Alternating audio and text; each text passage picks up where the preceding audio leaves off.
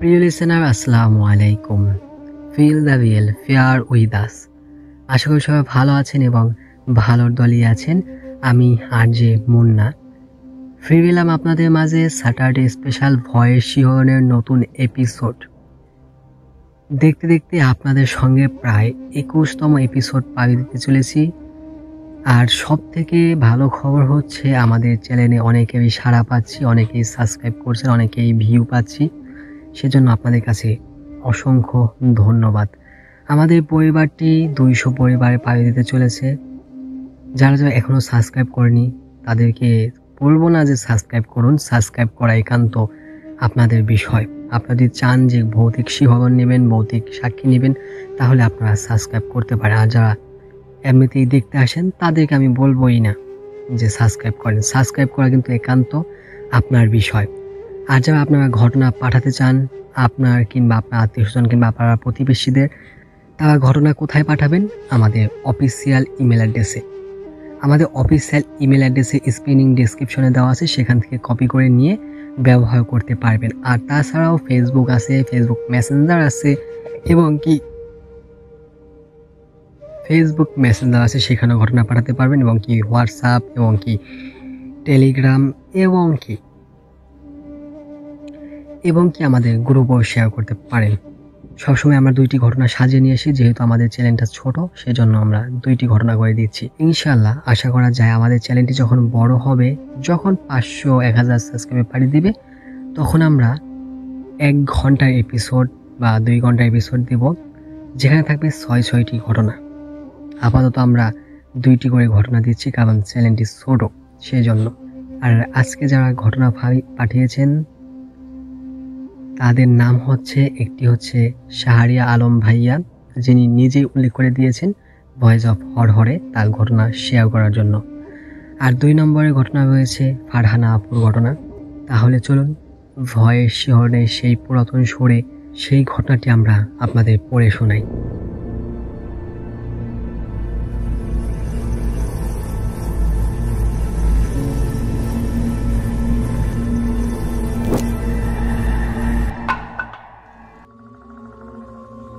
শাহরিয়া আলম ভাই যেরকমভাবে ঘটনা লিখে পাঠিয়েছেন আমি ঠিক সেইভাবেই পড়ব।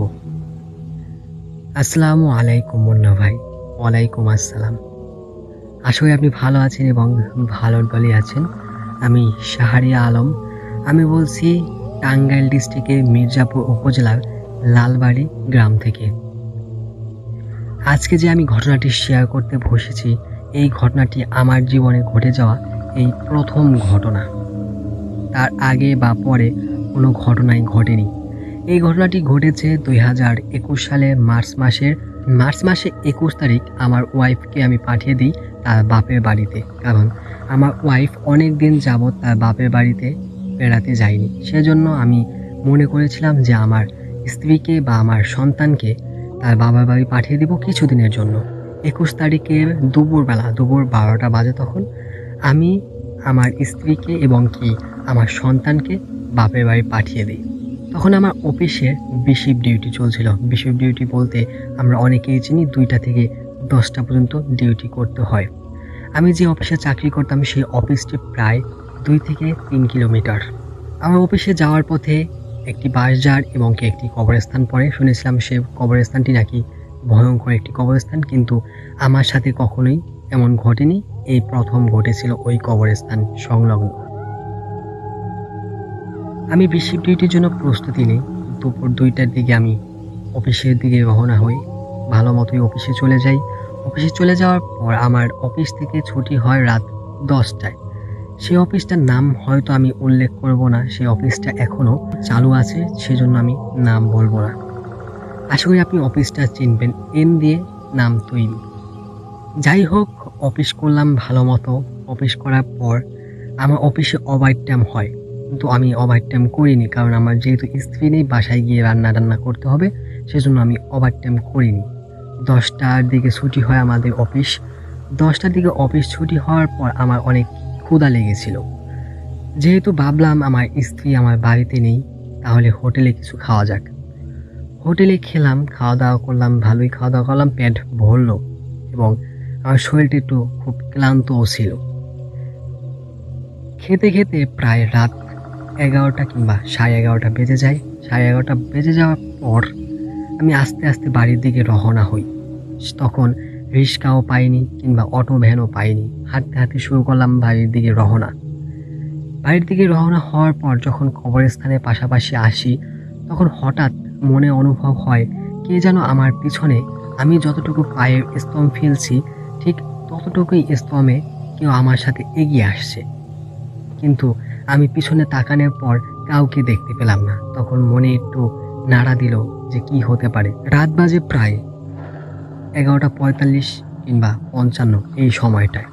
যাই হোক, এরকমের আরও হাঁটতে শুরু করলাম। যখন কবরস্থানের কাছাকাছি, তখন আমার অনুভব হচ্ছে যেন বুকের ভেতরটা কেমন জানি ধুকবুক ধুকবুক ধুকবুক করছে। তখনই আমার বাম পাশ থেকে একটি কালো বিড়াল হাঁটতে শুরু করলো। তখন আমি বুঝলাম যে কালো বিড়ালটা কিসের জন্য আমার পাশ দিয়ে হাঁটতেছে।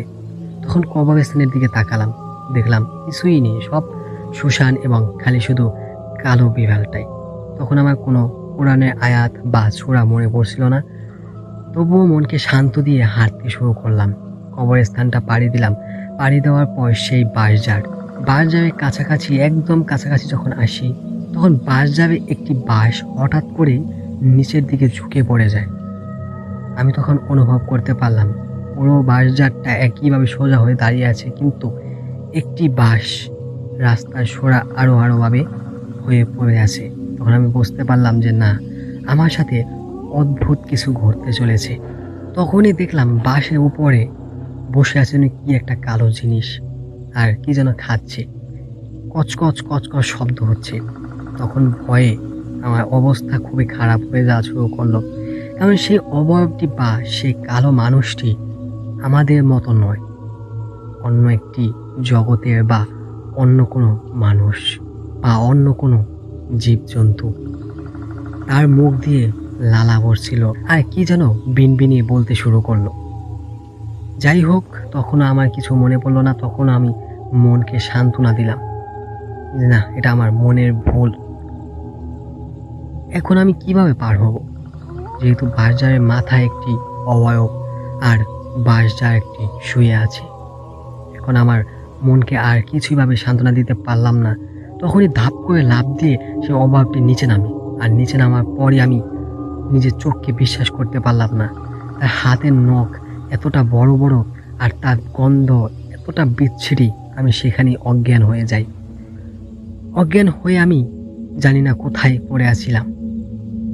তারপর আমি নিজেকে আবিষ্কার করি যে কবরস্থানটা পাড়ি দিয়েছিলাম সেই কবরস্থানের একেবারে মাঝখানে, মানে সেই কবরস্থানটা ছিল পারিবারিক কবরস্থান, একেবারে মাঝখানে আমি নিজেকে আবিষ্কার করি।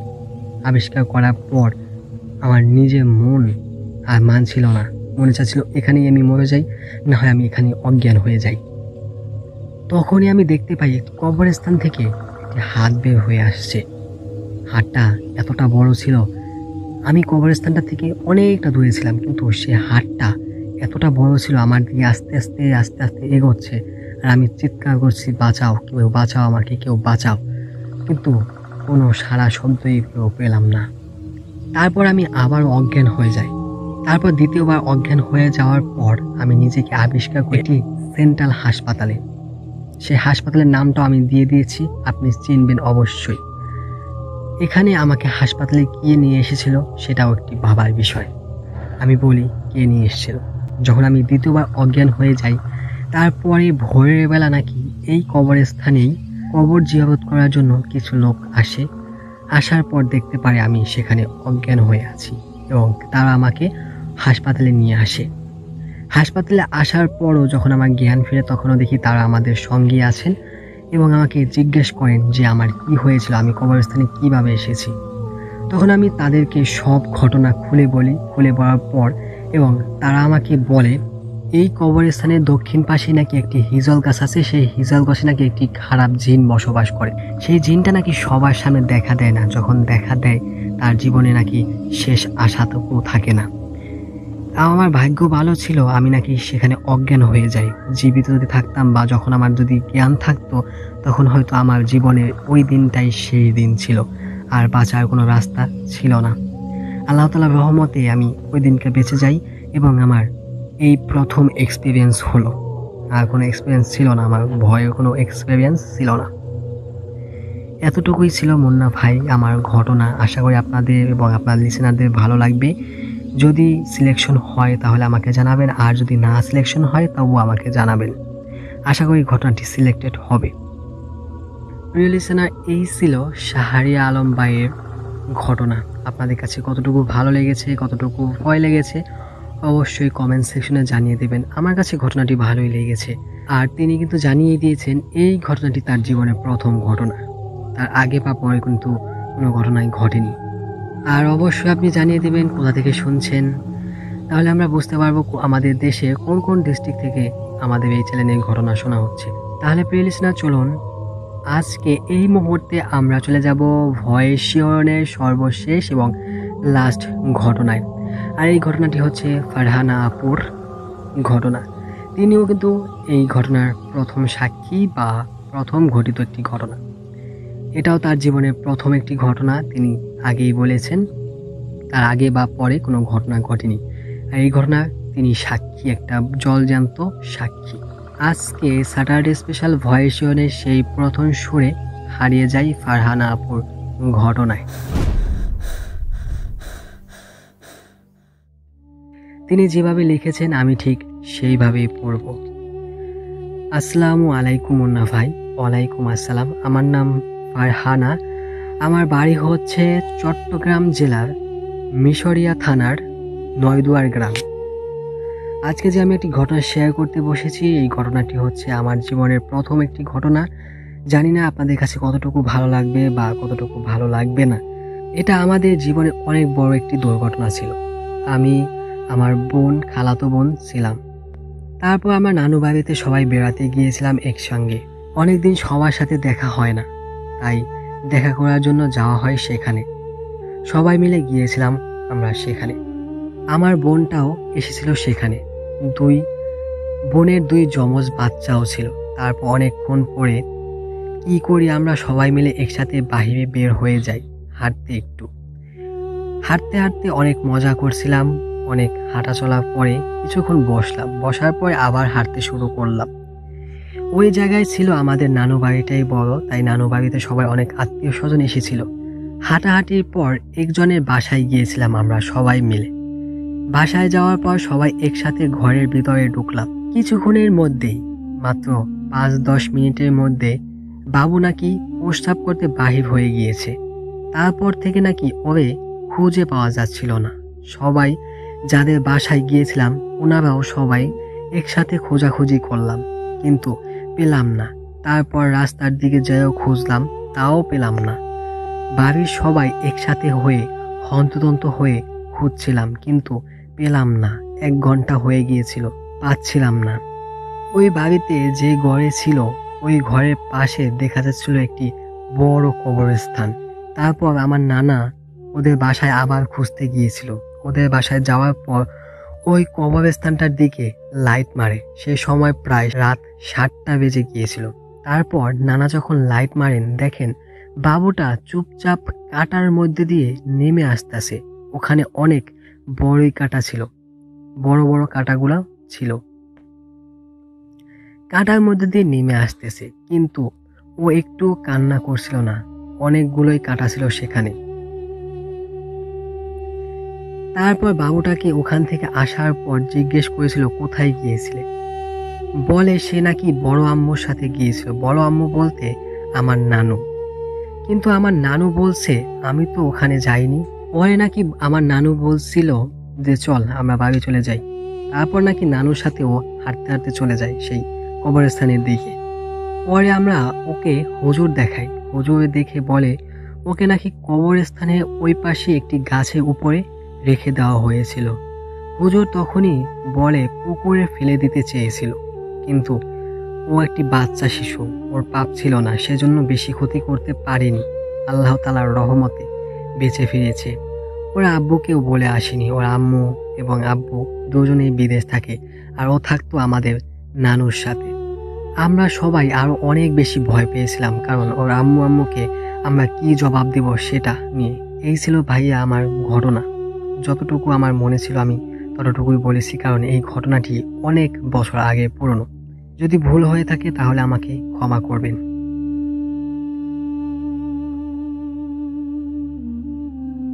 প্রিয় লিসেনার, এতটুকুই ছিল ফারহানা আপুর ঘটনা।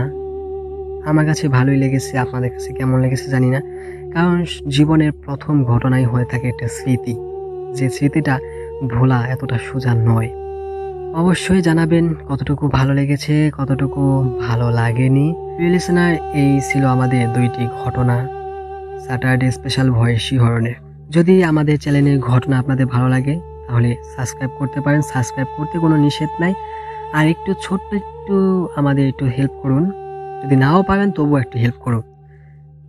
যদি আপনারা আমাদের চ্যানেলের লিঙ্কটা আপনাদের বন্ধুবান্ধব কিংবা আত্মীয় স্বজনদের সাথে শেয়ার করেন তাহলে কি হবে, তাহলে আমাদের ঘটনা তাদের কাছে পৌঁছাবে এবং তারাও শুনবে। যদি তারা শেয়ার করতে ইচ্ছুক হয় তাহলে আমাদের চ্যানেলে আরও নতুন নতুন ঘটনা আসবে। এই দিক থেকে আমাদের একটু সুযোগ সুবিধা আছে। সাবস্ক্রাইব কিন্তু করতে আমি ভুলিনি, আপনার ইচ্ছে হলে আপনি সাবস্ক্রাইব করতে পারেন, জোর করে নিব না। আর আমাদের চ্যানেলের ঘটনাগুলো কোনোটাই বানোয়াট ঘটনা নয় কিংবা লেখা গল্পও নয়, এটা যার যার এক্সপিরিয়েন্স থেকে বলা হয় ঘটনাগুলো। তবুও আমরা 100% শিওর না, কারণ সবাই তো আর সত্যি ঘটনা শেয়ার করেন না, কেউ বানোয়াট ঘটনাও শেয়ার করেন। এই বিষয়ে আমার একটা ছোট্ট কথা আছে। আমরা কিন্তু সবসময় বলে থাকি আমাদের বাস্তব ঘটনা দরকার ভয়ের শিহরণ দেওয়ার জন্য, ভয়ের সাক্ষী দেওয়ার জন্য। যদিও আপনারা মিথ্যা ঘটনা শেয়ার করেন তাহলে কিন্তু এর হিসাব কিন্তু আপনাকে দিতে হবে উপরে গিয়ে। তখন আমি বলবো যে হে আল্লাহ, আমার লিসেনারদের কাছে আমি কিন্তু বাস্তব ঘটনা চেয়েছি, সত্যিকারের ঘটনা চেয়েছি। তারা বানোয়াট ঘটনা পাঠিয়েছেন, তাদের জন্য তাদের বিচার তুমি করো, এটা তো আমার দায়িত্ব নয়। তবুও কিন্তু আপনাদের জন্য আমি শাস্তি পাব। এই বিষয়টা একটু খেয়াল রেখে আপনারা সত্যি ঘটনা শেয়ার করুন আর বাস্তব ঘটনা শেয়ার করুন। এতে অন্য লিসেনাররাও শুনতে কষ্ট হবে না এবং কেউ বিভ্রান্তিতেও পড়বে না। তাহলে আজকের মতো আমি আর যে মুন্না বিদায় নেই। আপনার জন্য দোয়া রইল, আপনার পরিবারের জন্য দোয়া রইল, আমার জন্য দোয়া করবেন, আমার পরিবারের জন্য দোয়া করবেন। আর সব থেকে বড় কথা হলো সময় পেলে নিজেই নিজেকে ভালোবাসুন, কারণ অবহেলা তো অনেকেই করে। আবারও দেখা হতে পারে বৃহস্পতিবার ভয়ের সাক্ষীর নতুন এপিসোডে। ততক্ষণ পর্যন্ত ভালো থাকুন, সুস্থ থাকুন। আসসালামু আলাইকুম, আল্লাহ হাফেজ।